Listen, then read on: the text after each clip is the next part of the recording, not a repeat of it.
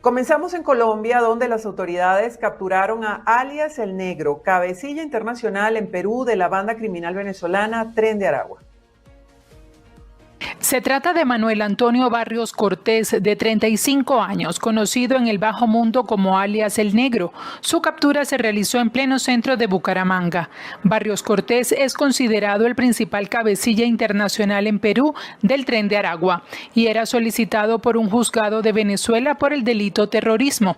Según las autoridades colombianas, alias El Negro fungía como mototaxista y tenía una vida en el barrio Dangond de Bucaramanga. La captura se produjo durante un operativo de verificación de antecedentes. A partir de esta información que reseccionamos, pudimos lograr la identificación, la individualización de este delincuente conocido como Manuel Antonio Barrios Cortés, un delincuente de 35 años que se encontraba escondido aquí en la ciudad de Bucaramanga.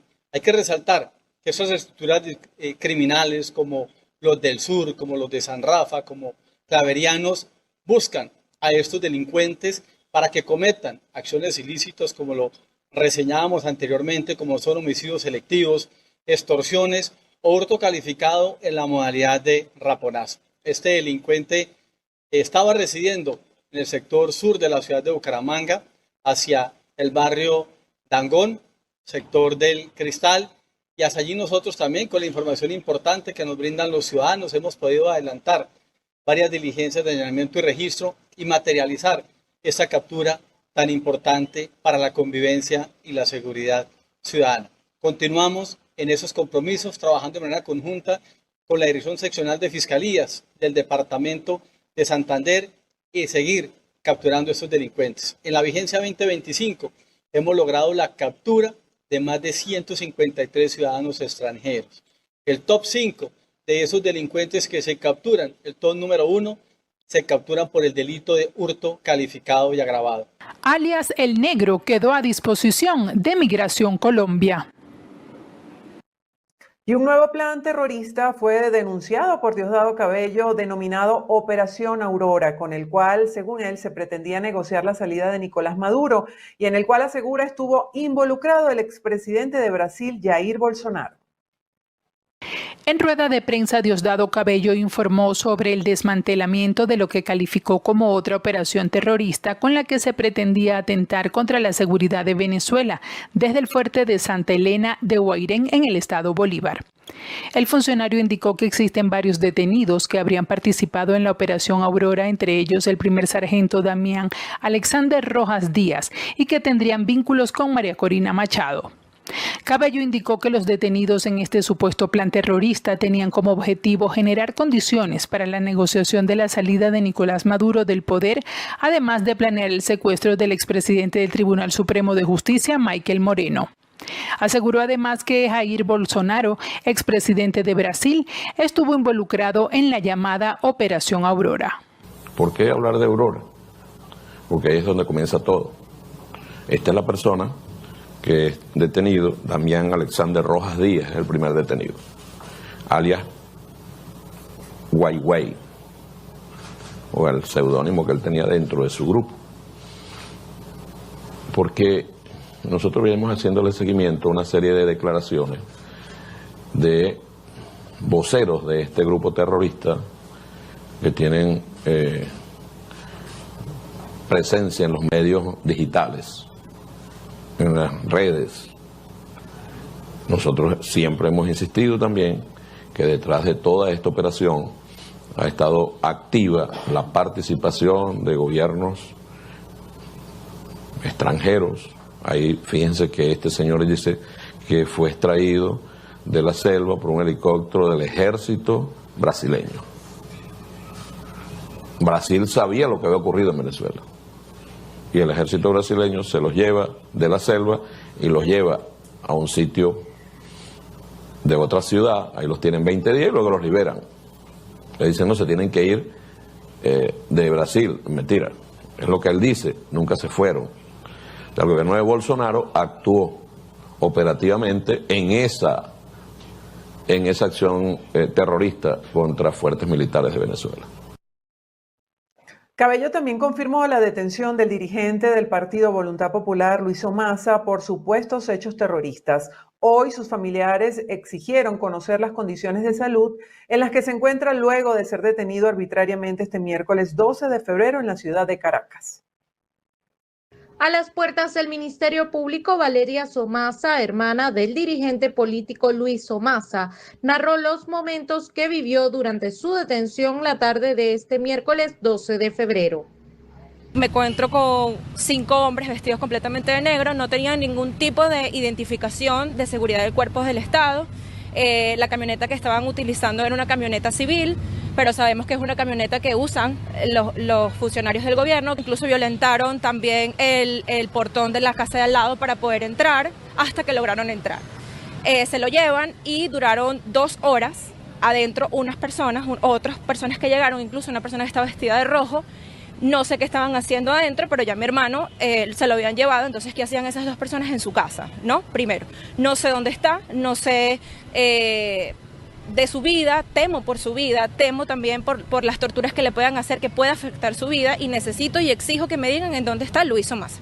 Asimismo, exigió a las autoridades conocer el paradero de su familiar y las condiciones en las que se encuentra. Mi hermano no es un delincuente, mi hermano simplemente es un luchador que quiere un cambio por Venezuela, quiere un cambio de gobierno, quiere un cambio de país, y sencillamente se quedó porque no tenía nada que temer.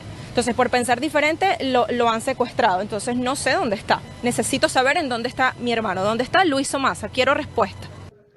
Por su parte, el Comité de Amigos y Familiares por los Presos Políticos denunció que más de 20 ciudadanos detenidos por razones políticas en el Helicoide y otros centros de reclusión se encuentran en aislamiento prolongado. A quienes no solamente se les priva de forma injusta, a quienes no solamente han sido detenidos de forma arbitraria, a los cuales se les ha violado el debido proceso, sino que además de eso también están sometidos a aislamiento prolongado, y absolutamente nunca han podido ver quienes están ahí a sus familiares. La única forma de comunicación que se tiene en este centro de reclusión son mensajes de voz que envían a través de los custodios, en los cuales te dicen que ellos no tienen derecho a la visita hasta que haya una orden superior. En un primer lugar, te decían que habían que esperar los 45 días de investigación, y ahora simplemente te dicen que ya esto era algo que le decían a los familiares para que dejaran el fastidio, pero que ellos simplemente tienen prohibidas las visitas. Según el último balance ofrecido por la organización Foro Penal, Venezuela tiene en la actualidad al menos 1.194 presos políticos, más de una veintena de ellos extranjeros.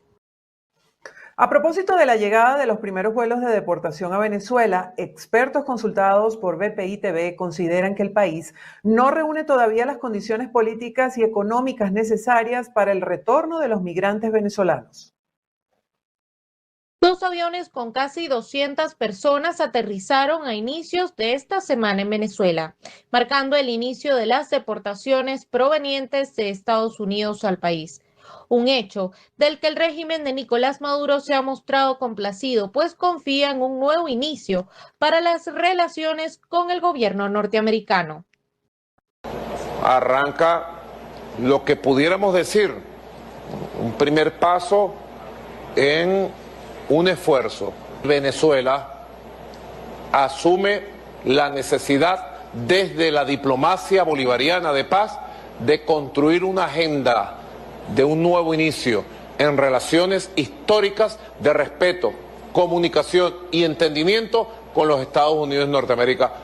Para la profesora Queta Stephanie, más allá de la aspiración política del régimen, Venezuela aún no reúne las condiciones para albergar a los migrantes que retornen al país y, por el contrario, se podría agravar la crisis. En Venezuela el Estado no está garantizando ninguno de los derechos sociales, se retiró completamente del derecho a la educación, por ejemplo, que para que los hijos de los migrantes que regresen tengan educación van a depender de que un maestro quiera donar su tiempo y su talento en una educación pública, porque el Estado no garantiza la educación pública. No garantiza el acceso de la niñez, de la juventud a la educación, lo mismo en la educación universitaria, lo mismo en lo que tiene que ver con el acceso a servicios de salud, lo mismo que lo que tiene que ver con el acceso a servicios públicos, a la vida en las comunidades, lo mismo en lo que tiene que ver con la remuneración del trabajo. Eso que se está haciendo es una condena a la miseria, a esos migrantes, a esos connacionales que están regresando. No solamente a la persecución política, que puede ocurrir porque pues como se fueron, asumen que hay que perseguirlos políticamente, sino a la miseria. Por su parte, el profesor y sociólogo Andrés Antillano consideró que Nicolás Maduro pactó con el gobierno de Estados Unidos la acogida de migrantes por encima del bienestar de la nación o los ciudadanos. Mientras los gobiernos progresistas de la región, el gobierno de Honduras, el gobierno de México, el gobierno de Colombia, el gobierno de Brasil, mantuvieron una posición firme frente a las deportaciones de sus nacionales por parte del gobierno de Trump, el gobierno venezolano dio todas las facilidades, como que los venezolanos que son deportados quisieran venirse para acá, ¿no? Los venezolanos que son deportados son víctimas, ¿no?, de una política xenófoba, una política autoritaria contra los pobres, ni siquiera contra los migrantes, contra los pobres, porque los migrantes con recursos seguramente no van a ser deportados, sino contra los pobres. Según datos de la Organización de Naciones Unidas, casi 8 millones de personas han salido de Venezuela debido a la crisis económica, política y social que enfrenta desde hace varios años el país.